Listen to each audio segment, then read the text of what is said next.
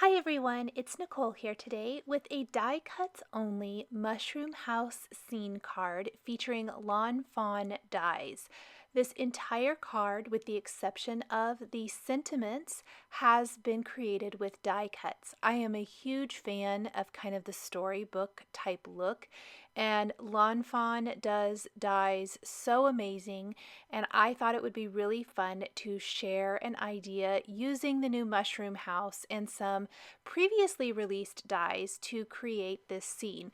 We're also going to incorporate some other new dies in my card.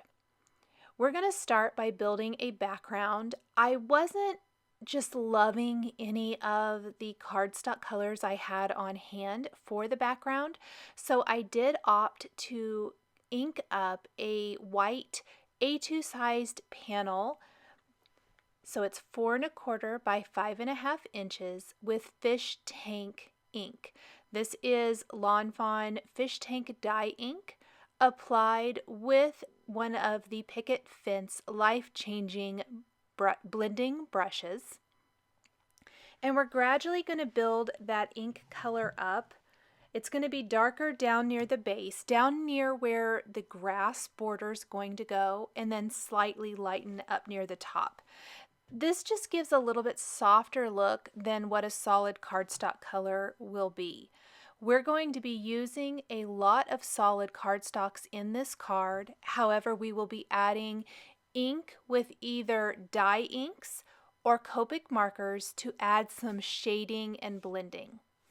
Once we have our background inked up, I'm going to clean my work surface and I'm going to apply the first mushroom border. This is the mushroom border die cut from Vanilla Malt cardstock. This is Lawn Fawn Vanilla Malt cardstock. This is the base of the mushrooms. So the stem and also the polka dots or the spots on our mushrooms. And I wanted that to be my base color, and then I have die cut also from the mushroom border set the grass that coordinates and complements the mushroom border from cilantro cardstock that we will ink with jalapeno ink to deepen and darken the edge, the die cut edge there. I love that the mushroom border die, which is also a newer die set, came out with the Mushroom House, that it is exactly the same curved edge as the mushroom border. So we've applied that ink to that edge and we are going to adhere this right over that. So it instantly adds that depth and dimension. I purposely cut this a little bit taller than what I actually need so that I can get it lined up exactly, and then I can simply trim off any of that excess along the bottom edge.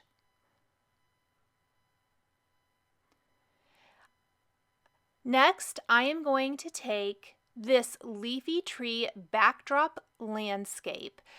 Lawn Fawn always does an amazing job of having both the landscape and the portrait versions of these big backdrops.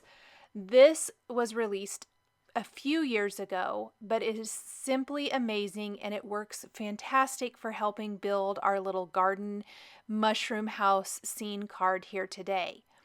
What I want to do is add depth and dimension to the tree trunk. We're going to be adding leaves to our tree, but we want the tree trunk to have some depth and dimension as well. I am getting this by inking up the tree portion only, or coloring this in with Copic markers and adding in some detailing, some shading with E47, 49, and 55. I'm going to add those colors and kind of color over the whole thing with E55 to blend those out. And then I'm going to go back with one of my darker markers and add in some little lines and things to really make this look like a tree trunk. So I'm just kind of going in and messy little lines. I don't want these perfect at all. If any of them are too harsh or too dark, I'm simply going to go over that with my E55 to blend that out a little bit more. I'm not worrying about being super neat with the frame itself. We're going to cover that up with a stitched rectangle frame out of white cardstock. I want to make sure I'm cleaning my work surface in between any of these steps. Now I've put some of the Lawn Fawn double stitched tape around my frame, and I'm going to pop this in place. I really should have added the mushroom caps on top before doing this, but I'm still going to be able to tuck those underneath the edge, which you'll see here in a little bit. But in the mushroom border set, there are also the tops of those mushrooms, and I want to add those to any of the mushrooms that are going to be visible. So there's going to be quite a few along the back, or maybe 2 or 3, that are going to be covered up with our large mushroom house. I'm not going to go ahead and add mushroom caps to those because they're never going to be seen. So once I kind of gauge where my large mushroom house is going to go, I have added 3 to the left of the mushroom caps for the mushroom border and 2 to the right. For the tree, this was a work in progress throughout the card design because I'm adding color to these leaves. These were die cut from Lawn Fawn CILANTRO and Noble Fir cardstocks, two-tone, and then blending was added with YG21, 25, and 17 to give the leaves more depth and dimension. And I added quite a few, and then I went ahead and moved on to other parts of the card. That's because some of the leaves need to overhang the large mushroom house, and I also need some of the leaves to overhang our stitched rectangle frame. So we will be popping our stitched rectangle frame in place, and that's just going to help frame up the card design perfectly. And then we'll add more grass and mushroom borders down along the bottom edge of the card, which helps frame it up and just fill in that scene perfectly. One of my favorite parts of this card, of course, is the mushroom house. This whole scene is centered around the adorable mushroom house. This was die cut from Lawn Fawn Vanilla Malt cardstock, and shading is being added with E30, 31, and E55. E55 is used sparingly, just to add a little greater depth and dimension. I'm going to make sure that I've got my shading correct. And there I'm going to go in just a little bit here and there with E55 and add some of those darker little areas. The door and the window frame are a couple of my favorite parts of this mushroom house. Those are die cut from some WOODGRAIN Neutrals cardstock. This is Lawn Fawn's WOODGRAIN cardstock papers and the kind of craft colored cardstock with the WOODGRAIN design. We're also adding shading to the top of the mushroom house with some red Copic markers in R35 and 37 before we glue that in place. And then we can add our door and our window. Behind the window, I've die cut the solid circle shape from Lawn Fawn Sticky Note cardstock for that yellow. And then we've got our little doorknob out of some black cardstock with Vanilla Malt behind it, just to build our little house. I will be inlaying the window for the door here in a little bit too, as I do some finishing touches for finalizing the card. Now, one of those mushrooms is covering up the door so much, and so I decided to customize this by just snipping off one of those mushrooms.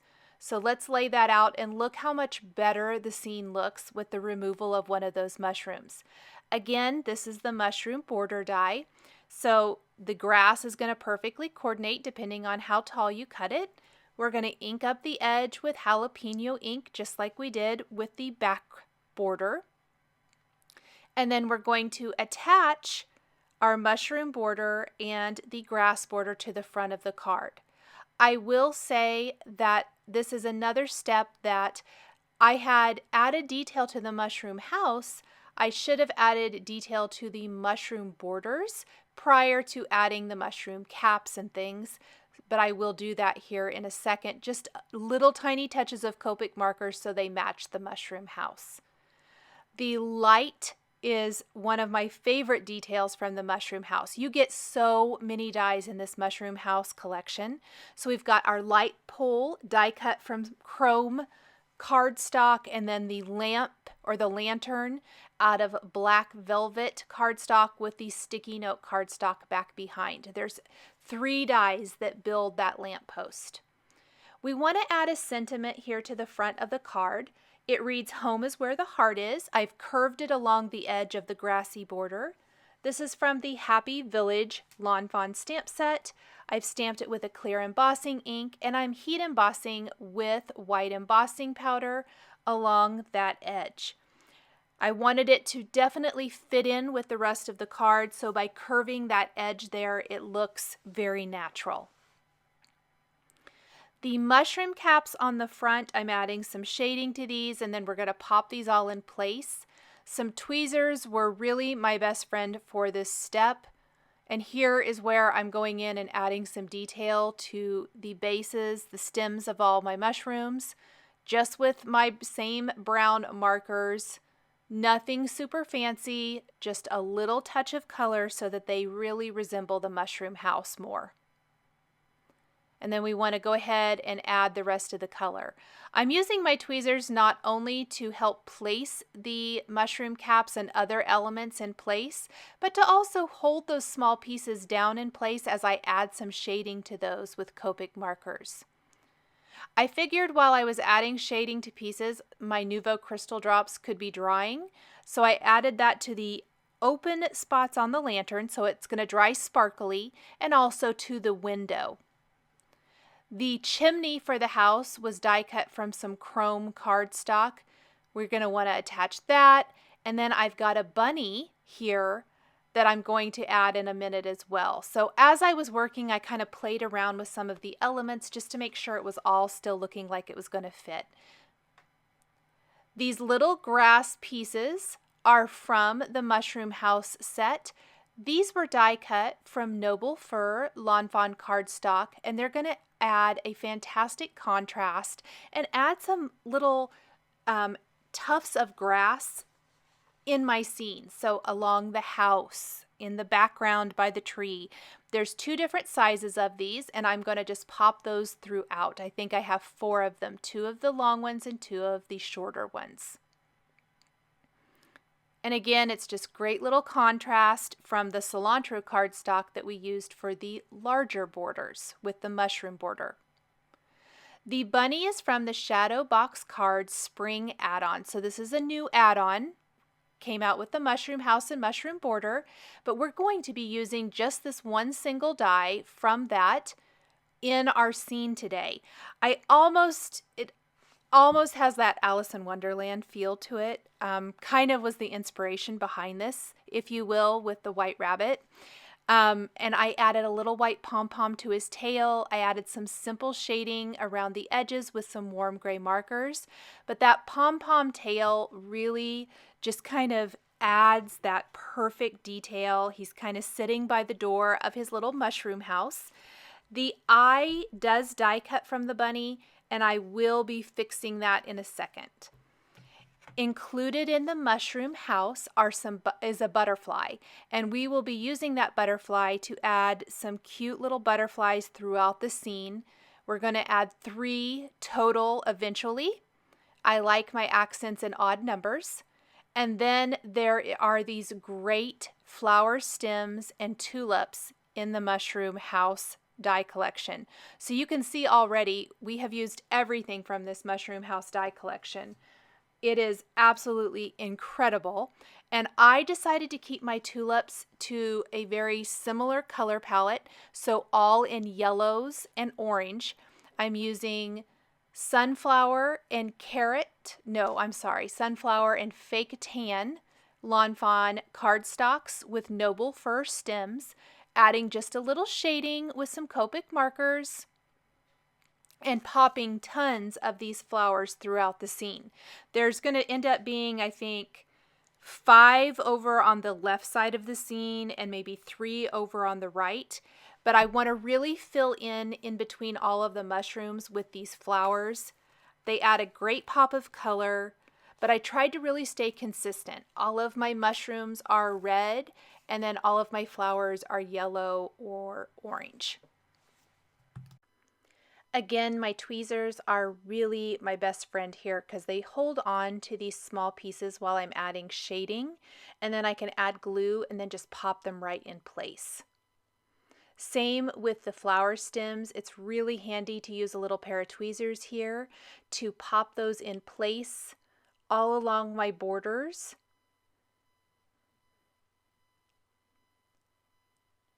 And I want lots and lots of layering behind all of the elements, so this looks like a very full garden.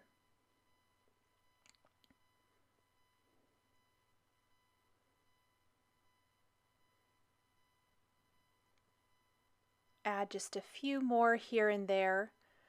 I am adding everything, or adhering everything, pardon me, with liquid glue. So I'm using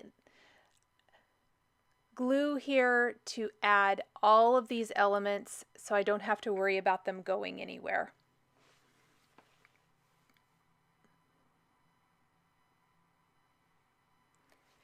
I'm going to take some Nouveau crystal drops in ebony black, and we're going to add a drop to the eye on the bunny. And that's going to give our bunny the nice dark eye and fill that space in.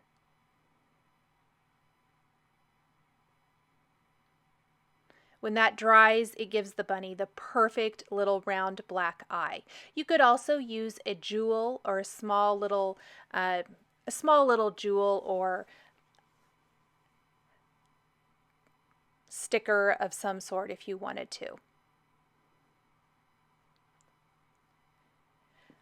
I die cut the door again from Sticky Note Lawn Fawn cardstock, the same yellow I used for the lantern in the window, and I'm going to inlay those pieces in the door. The door can open if you want it to. For this card, I opted for it not to, and I'm going to have these little yellow pieces back behind the door so that it appears like light is coming from that as well, and you don't see the lines from me coloring the background of the mushroom house. And then we want to finish those with Nouveau crystal drops in White Blizzard as well, so they're sparkly. Now the top of the mushroom house, it doesn't match the rest of the house at all. So I die cut the top of the house again from Vanilla Malt cardstock, and this time instead of using the mushroom cap, we're going to use the spots instead and color those in with E30, 31, and then a colorless blender, and inlay those in the top of the mushroom house. It's such a small thing, but it makes a drastic difference in the overall look and feel of this scene card. Now that I have all of those added, it looks so much better. I've added lots more leaves. I'm going to trim that off the sides and top of my card, and there is my sweet little scene. We're going to finish with a purple and pink butterfly. This is Sugarplum and Ballet Slippers, Lawn Fawn cardstocks. And then I've added some sentiments inside the card from the Happy Village stamp set as well to finish the card design. I hope you guys have enjoyed this fun die cut scene card featuring Lawn Fawn dies. The supplies I used to create this card are listed and linked below the video here on YouTube. Here are a couple more videos featuring Lawn Fawn stamps and dies that you might be interested in. If you enjoyed this video, please give it a thumbs up and be sure to subscribe to my channel. Thank you so much for joining me, and we'll catch you next time.